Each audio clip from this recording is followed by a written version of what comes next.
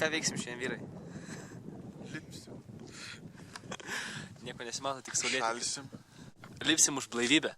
Žygis tęsiasi. Esam maždaug 3,5 km aukštyje.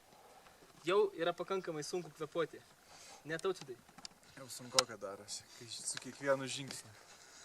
Didesnis žingsnis ir širdis jau buh. Eisime susitikti su mergaitėm ir tada užlipsim paskutinius 200 metrų. Ir būsim ant viršūnės. Petri, gali parodyti. Čia yra 200 su biški. Aukštis. Juokas liko. Liko juokas. Juokas. Nes mes jau padarėme kilometrą 200. Taigi, žygis už blaivybę ant Teidės yra pabaigtas.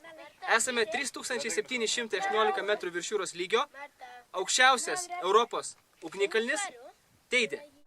Pradėjom kelionę maždaug 3 ryto, kai sulipom visi mašinas, susitikom, atvažiavom apie 6:30 į Teidės apačią, palikom merginas prie keltuvo, nusprendėm, kad jų taip nekankinsim, o mes nuo 7 valandų iškeliavom ant savo kojyčių tiesiai į viršų. 11 km distanciją, pakilome apytiksliai 1500 metrų. Geras iššūkis. Broliai Eidukaičiai sako, kad buvo kaip? Normaliai.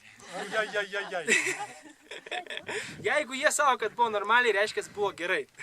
Buvo jiem ką veikti. Taip, deguonies stygius pasijautė, lipom su gera nuotaika, ne? Taip. Ką mes galim pasakyti visiems? Negerti visiems, po to galite lipti į Teidę kaip mes. Jo, nes toks biški neblaivas arba pagiringas jau sunkiai užlipsi. Bet blaivas varai kaip kalnų ožys. Arba gazelės. Negali mūsų mergaitės vadinti ožys. Arba ožkos. Ožkos. Dabar visi, už blaivybę! Už blaivybę!